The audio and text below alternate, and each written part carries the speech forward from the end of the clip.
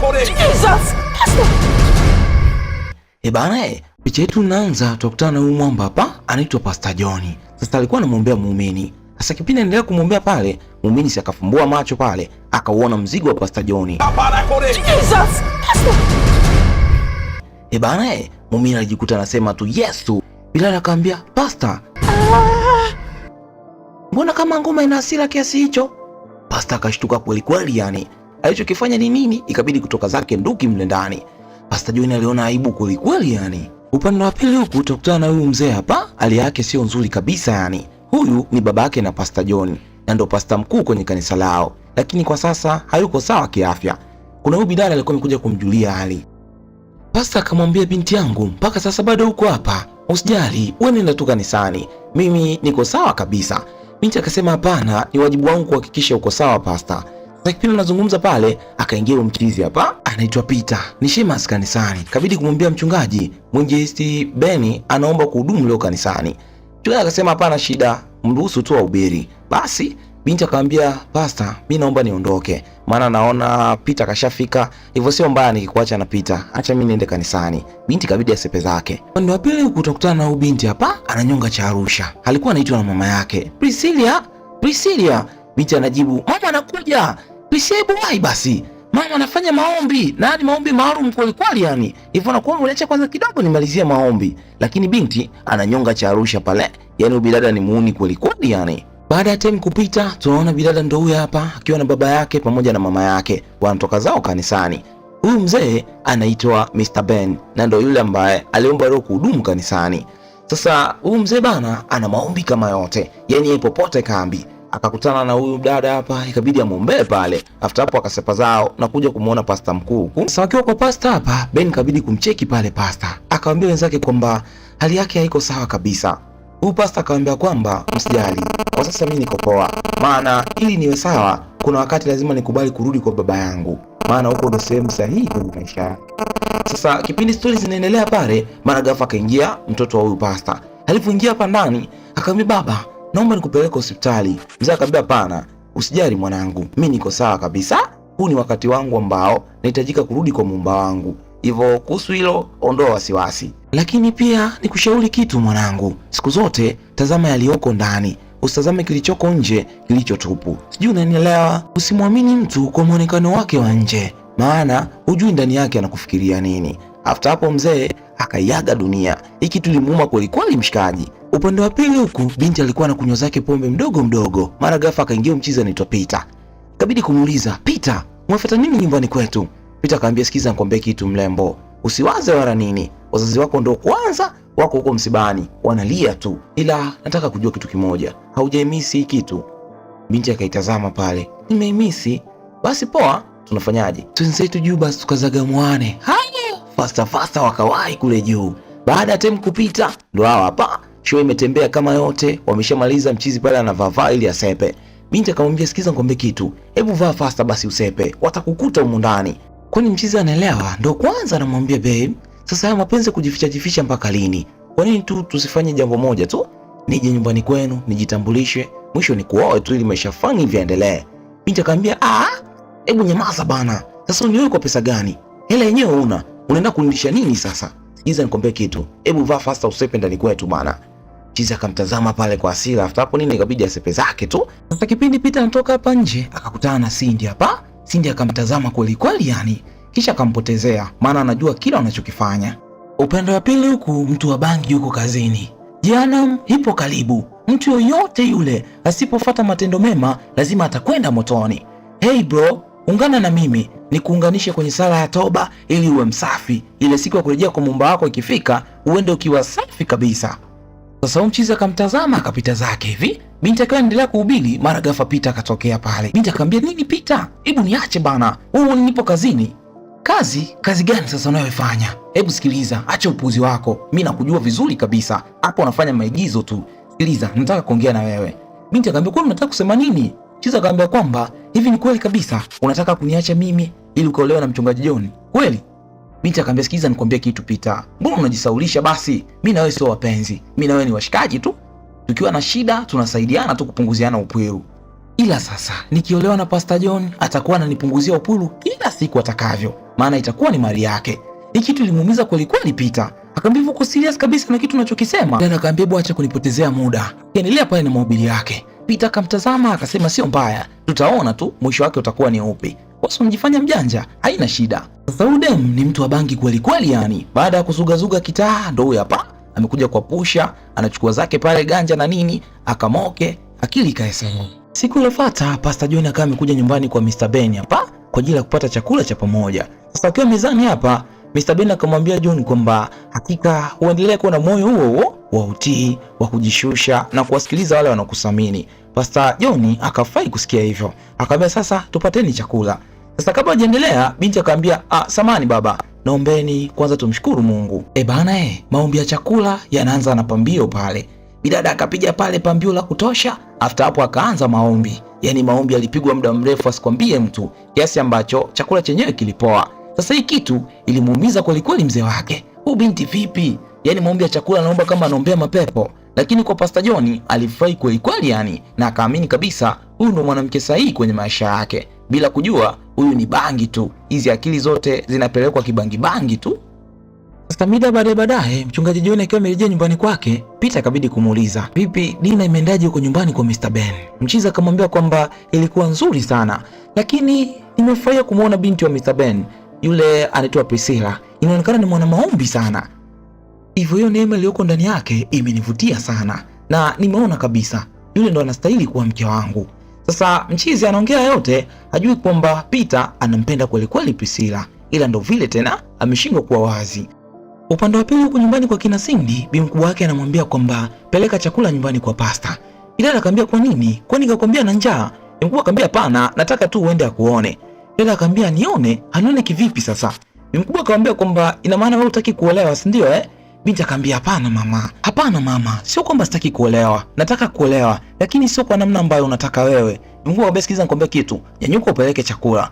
Bidada alilalamika pale na nini, lakini mwisho wa siku ikabidi tu kumsikiliza mama yake. Akachukua chakula, ikabidi kusepa zake kwenda kwa Pastor John.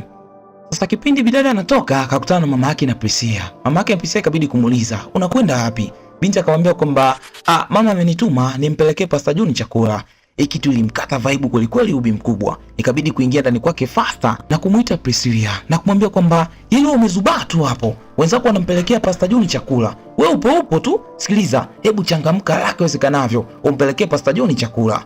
Bila akamwambia kweli, akamwambia ndio. Mama yake na Cindy kamtuma Cindy apeleke chakula. Wewe uko hapo tu umepigwa doro. Basi binti akachangamka faster pale. Akachukua msosi na yeye akaenda kumpelekea Pastor John. Sasa huku nyumbani kwa Pastor John, Cindy akawa ameshafika. Akamwambia kwamba mama ameniambia nikuletee chakula. Pastor John akashukuru kweli kweli. Basi haikuchukua hata sekunde, mtu wa bangi naye hapa kaingia. Yaani bidada ana mikwara kweli kweli yani. Hapa anavunga kwamba ameingia na maombi kama yote. Yaani masaa yote ni mtu wa Mungu tu.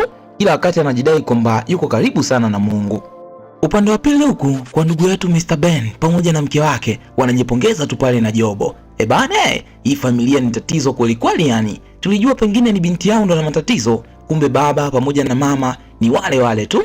Wanaenda kanisani, wanavunga kwamba wao ni wacha Mungu, kumbe wanajificha tu kwenye hicho kivuli. Wao ni watu wa shetani vibaya mno. Sasa hapa wakawa wanagonga zao tungi, yani wamejiachia kabisa. Sasa akiwa anaendelea hapa, binti yao naye akaingia. Akamwambia mama yake kwamba mama, hakika amependa kweli kweli chakula changu. Basi binti asivyokuwa na heshima akakurupuka pale akamfuata baba yake. Hebu nipe kuna mimi kidogo nigonge. Mzee akamwambia acha, mpumbavu kabisa. Una heshima? Binti akamwambia nini baba? Mbona unajifanya sana una heshima? Nipe basi mimi angalau na mimi nishtue ubongo. Mzee akazingua kumpatia. Sasa binti akamwambia kwamba sikiza niwaambie kitu wazazi wangu. Haikuishia hapo tu. Baada ya kukipenda chakula changu, ameamua kunipa uongozi wa jumuiya. Na kama haitoshi, kwenye ofisi yake kuanzia sasa mimi ndo sekretari wake. Mzee akasema, "Amekupa uongozi wa jumuiya?" Binti akamwambia, "Yes baba." Mchungaji alikuwa amelewa nini? Mama mtu akamwambia, "Hebu nyamaza bana. Maneno gani hayo unamwambia mtoto?" Mke wangu, sikiza nikwambie ukweli kabisa. Huyu mwanao hafai kupewa chochote kanisani zaidi ya kupewa tu uongozi wa kuvuta bangi huko mtaani. Hii kitu ilimkera kweli kweli bidada. Ikabidi kumwakia pale baba yake. Na kumwambia kwamba wewe mwenyewe unajifanya msafi. Una usafi gani? Mtu mwenyewe mlevi cha pombe, yani amada kabisa. Sikiliza, wewe kunywa mapombe yako, mimi najivutia zangu sigara. Kila mtu awe busy na maisha yake. Bidada kuonyesha amemaanisha kabisa, akawasha na sigara pale. Sasa bibi mkubwa ndo anamlea vibaya ubinti. Akanambia wewe nisi unyamaze, kwani binti ananyamaza. Ndo kwanza anazidi kuchonga mdomo dhidi ya baba yake. Siku iliyofuata tunaona bidada akiwa anaingia hapa ofisini. Leo ndo siku yake rasmi ya kuanza kazi. Sasa kilichomuuzi zaidi, akamkuta Cindy yuko busy huko ofisini anafanya usafi. Ikabidi kumuuliza, wewe binti, mbona umevaa nusu uchi na unajua kabisa hili ni eneo takatifu? Binti akamwambia, nimevaa nusu uchi wakati unaona kabisa nimevaa kitopu changu hapa pamoja na suruali. Kuna shida gani hapo? Alafu cha kukusaidia ni kuambia kitu, sio kila mtu anaficha ukweli wake. Wengine tupo wazi tu, yani tunaonekana kuanzia muonekano na rohoni tuko safi kabisa. Sio kama wewe, mavazi ya heshima, moyoni mchafu.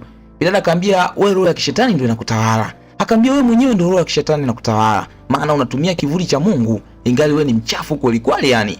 Binti akamwambia, nitakuzabua kofi wewe. Akamwambia, subutu uone. Yani kitu nitakachokufanya wazazi wako hawataamini. Alafu sikiliza nikwambie kitu. Ipo siku Pastor John atajua ukweli wote kuhusu wewe, na hapo ndipo utakapoaibika. After hapo binti akasepa zake. Sasa Cindy alivyorudi nyumbani ikabidi kumwelezea mama yake, lakini mama yake hakumsapoti kwa kile alichokifanya. Akamwambia kwamba usirudie tena kufanya hicho kitu. Unajua kabisa tulipokuwa tumefukuzwa kwa sababu tumeshindwa kulipia kodi, na hapa tumekaa nyumbani kwao na huyu binti. Sasa unafikiri ni nini kitatokea pale ambapo wazazi wake watajua unamfanyia vitu kama hivyo? Tafadhali mwanangu, jaribu kujishikilia basi. Sijui unanielewa? Usirudie kabisa hiyo tabia uliyoifanya. Binti kabidi kumwahidi mama yake kwamba hatarudia tena kufanya hicho kitu. Sasa mida baadaye tunamwona Priscilla pamoja na Pastor John. Pastor John bana leo ameamua kumrudisha nyumbani binti. Binti kabidi kumwambia Pastor kwamba kabla hujaondoka naomba tumshukuru Mungu. Basi yakapigwa maombi kama yote pale. Mchizi akajikuta anazidi kumpenda kweli kweli Priscilla. Basi baada ya maombi binti akaingia zake ndani. Sasa huku ndani baba pamoja na mama wanakula bata tu, ni mwendo wa tungi pamoja na vinyama pale na nini, yani wanaenjoy maisha. Sasa binti alivyoingia hapa ni anafuraha kama zote. Akachukua sigara yake pale akawasha. Mzee akamwagia pale, acha kuwasha sigara mbele yangu. Binti kwani anaelewa. Basi wakiwa wanazozana pale, mara ghafla akasikia kuna mtu anabisha hodi pale.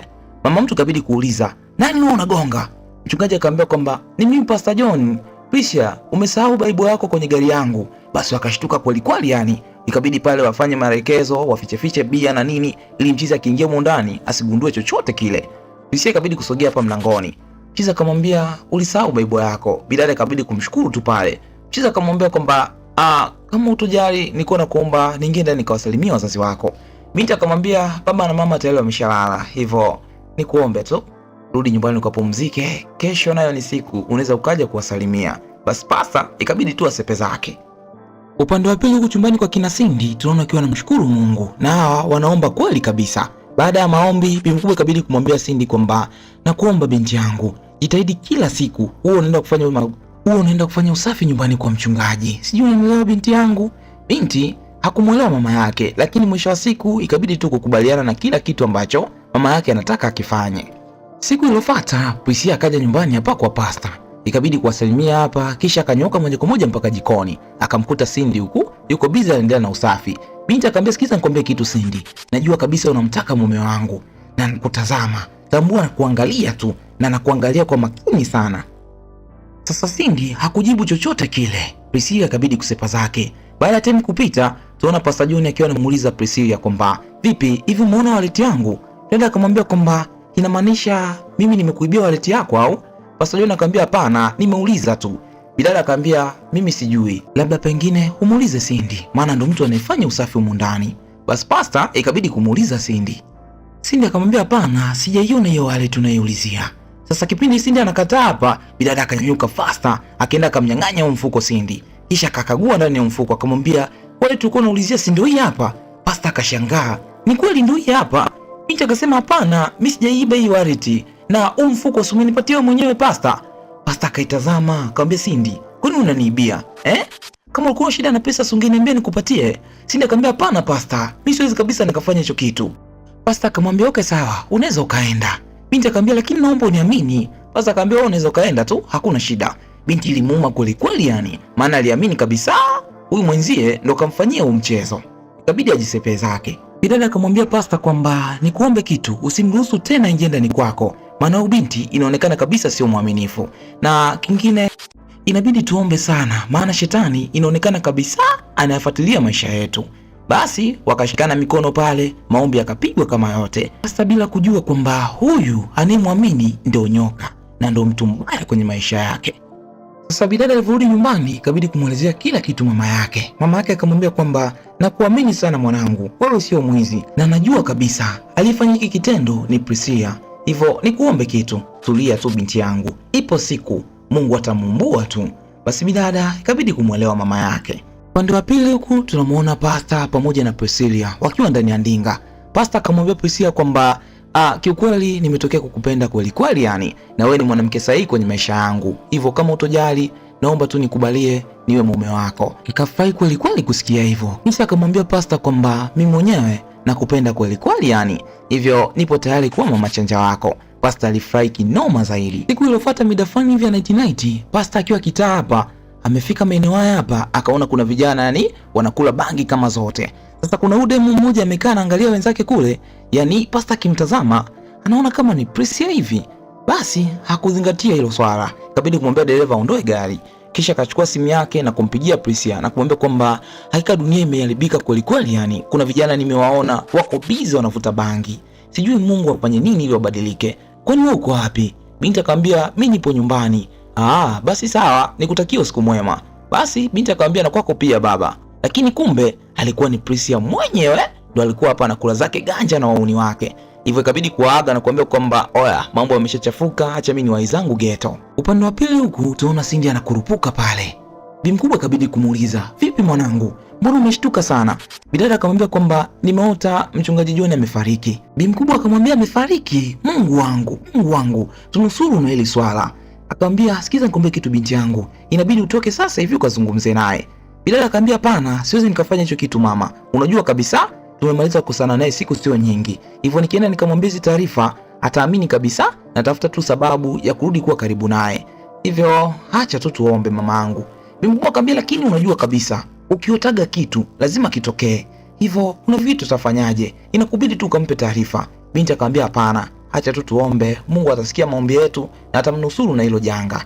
Basi ikabidi wapige magoti pale na kuanza kuomba Mungu amsaidie Pastor John. Basi siku iliyofuata Cindy ikabidi kumfuata Pastor na kumwelezea kila kitu kuhusiana na ndoto aliyoiota. Pastor akasema, kwa jina la Yesu, hayo mauti hayatanipata. Basi Cindy akamwambia, "Lakini Pastor, na kuomba sana uwe makini. Ili swali nilokuambia lipo serious sana." Pastor akamwambia, "Sikiza nikwambie Cindy, najua kabisa ulinikosea na umeamua kutafuta namna ya kujaribu kurudisha ukaribu wetu, ila nikuombe tu kitu. Usiwahi tena kurudi ofisini kwangu. Umenielewa eh? Hebu sogea nikuombee." Basi Pastor akaanza kumwombea pale Cindy. "Baba, katika jina la Yesu na kuomba umsaidie huyu binti, aache tabia za wizi ili awe sawa na ijue ile kweli yako Bwana." Amen. Binti naye akamalizia amen. Lakini moyoni ameumia kweli kweli yani. Haya maombi hayakumstahili kabisa yeye, maana yeye sio mwizi. Baada ya muda kupita, tunaona hapa wako hospitali. Pastor John yuko hoi kweli kweli yani. Sasa bi mkubwa alipoingia ikabidi kumuuliza binti yake, "Kwa nini kimetokea?" Binti akamwambia kwamba tulikuwa kwenye kongamano, mara ghafla Pastor John akaanza kutapika damu. Tulivyomleta hapa tunaambiwa amepewa sumu. Bi mkubwa akaanza kuomba pale, "Oh Mungu, Baba, katika jina la Yesu, nakemea roho ya mauti iondoke ndani ya Pastor." Sasa Peter akawa anawatazama pale wanafiki wakubwa, wachawi kabisa. Yaani mnavunga mna kweli ya Mungu lakini hamna chochote kile. Baada ya maombi kuisha, tunamwona bidada pamoja na Peter hapa upande wa pili. Peter akamwambia kwamba, "Sasa unajiliza nini? Utazani kwamba hujampendea pesa huyu mchizi. Mimi nakujua. Pale kwa mshikaji umefuata pesa tu na sio chochote kile." Peter akamwambia, "Peter, unasema nini?" Akamwambia, "Sikiza nikwambie kitu. Haujaimisi hii kitu. Mimi na uwezo wa kukuinamisha sehemu yoyote ile, iwe chooni au bafuni. Ni wewe tu, chagua ni wapi twende." Binti akamwambia, "Sikiza nikwambie kitu. Mimi mwenyewe nimeimisi, lakini inabidi twende nyumbani kwako. Maana nataka nivute kwanza shisha, akili ikae sawa, after hapo ndo twende show kama yote." Basi ikawabidi kusepa zao. Hawakujali kwamba Pastor ana hali mbaya wala nini. Wao walifikiria tu kuzagamuana. Upande wa pili huko dini tunamuona Cindy pamoja na mama yake wamekuja kumtazama Pastor. Bi mkubwa akamwambia Cindy kwamba, "Hakika mwanangu, ndoto zako zinatisha kweli kweli yani. Kila kitu kibaya utakachokiota lazima kitokee." Bila akamwambia, "Hapana mama, tuachane na hayo mambo. Swala la msingi kwa sasa inatubidi tumuombee Pastor arejee kwenye hali yake kama ambavyo ilikuwa hapo awali." Hii siku bidada ilibidi kukesha hapo hospitali. Tena alikesha anaomba kabisa Mwenyezi Mungu amsaidie Pastor John arejee kwenye hali yake. Hakika huyu binti anamjua Mungu kweli kabisa. Siku ilifuata asubuhi na mapema, mchungaji akazinduka. Akashtuka kweli kweli kumuona Cindy. Ikabidi kumuuliza, "Ina maana ulilala hapa?" Tinda akamwambia ndio mchungaji. Basi mchungaji akamwambia kwamba kuna kitu nakumbuka kuhusiana na ndoto ulioniambia. Binti akamwambia ni kweli, nilikwambia kuhusiana na ndoto juu ya hatari itakayokukuta, lakini ulinichukulia poa na ukadharau ndoto yangu. Mchungaji akamwambia hakika Mungu alikutumia kama chombo kunionyesha hatari inayokuja mbele yangu, lakini nilikuwa na hasira sana na wewe, ndio maana nilibeza na nilichukulia poa. Hiyo yote ni sababu uliniibia. Binti akamwambia hapana, sikukuibia pasta. Pasta akamwambia sasa kama ukuniibia ilikuwaje wallet yangu ikawa kwenye mfuko wako? Basi binti ikabidi kumueleza tu kweli mchungaji. Akamwambia kwamba yote aliyoyafanya ni Priscilla. Mchungaji akacheka akamwambia hapana, yule binti hawezi kabisa kufanya hivyo, maana ni mcha Mungu kweli kweli yani. Dela akamwambia basi sawa, kutokana kwamba nimekueleza ukweli na umeshindwa kuniamini, mimi nashukuru Mungu unaendelea vizuri, acha nirudi nyumbani. Basi binti kabidi tu kusepa zake. Siku iliyofuata mchungaji akaja kuleta zawadi nyumbani kwa kina Cindy hapa na kuwashukuru juu ya kila kitu alichokifanya kwenye maisha yake. Basi na wao pia kabidi kumshukuru kwa sababu amewasaidia mambo mengi sana. Basi bi mkubwa kabidi kuambia kwamba samani, naomba niwaache kidogo. Si unajua tena bi mkubwa naye anampigia promo binti yake. Basi pasta akacheka cheka tu pale, kisha akamwambia bidada kwamba usijali, ndo mama zetu hao. Pasta akamwambia kwamba unajua mimi siamini juu ya yale yote ulionieleza kuhusiana na Priscilla. Maana Priscilla ni mpambanaji kweli kweli kwenye maombi na wakati wote huwa yupo karibu na Mungu, na naamini kabisa yule binti ni msafi. Pengine uliyasema haya kutokana kwamba pengine mna ugomvi na nini, ila amini kuombe kitu. Jaribu kukaa na mwenzako, mzungumze na myamalize ili kila kitu kikae sawa. Binti akamwambia kwamba mchungaji, kitu nachofeli ni kuweka imani yako sana kwa Priscilla. Sikiliza, yule sio mtu, yule dada ni nyoka, na ipo siku utagundua yale ninayokuambia. Basi pasta ikabidi tu kumwombea huyu binti. Sasa kipindi amesimama hapa anamwombea bidada, mara ghafla mzigo ukasimama. Si unajua pasta naye hana mtu yoyote ila kupunguzia upwiru, hivyo masaa yote akigusa tu mkono wa binti. Binti akaitazama pale akasema pasta, sina mchizi. Akajishtukia pale kutazama hivi mashine imezila, yani imesimama kweli kweli yani. Basi akaona aibu tu pale, ikabidi kuaga na kusepa zake, lakini binti alimuonea huruma kweli kweli yani. Upande wa pili huko kwa bidada pamoja na mchepuko wake Pita anashangaa, wewe unamaanisha nini? Una mimba? Vipi sasa? Mimi nikamwambia sasa unashangaa nini? Siku tumekutana na wewe nilikuwa kwenye siku za hatari. Mshikaji akamwambia lakini wewe si nilikuuliza kabisa ukaniambia kwamba upo sawa. Inawezekana vipi ubebe mimba? Binti akamwambia kwa unashangaa nini? Hii mimba ni ya kwako. Sijui unanielewa baba? Pita ikabidi kumuuliza, ina maana Pastor John anajua kuhusu hili? Binti akamwambia siwezi nikamwambia kabisa hicho kitu. Mshikaji akamwambia basi sawa, nenda ukawaambia wazazi wako kwamba wajiandae. Naenda kutafuta watu na kuja kujitambulisha nyumbani kwenu. Binti akamwambia uko sawa wewe? Sikiliza, siko tayari kabisa kuolewa na wewe. Mimi sina mpango wa kuwa na ndoa sasa hivi. Umenielewa eh? Na kama ni kuolewa, naolewa na Pastor John, maana tayari kashanichumbia.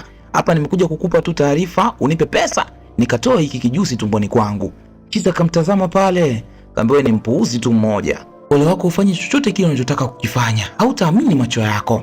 After hapo nini mwamba akasepa zake. Siku iliyofuata mchizi huyu hapa amekuja na mazawadi kama yote, na lengo na dhumuni amekuja kujitambulisha kwao na bidada.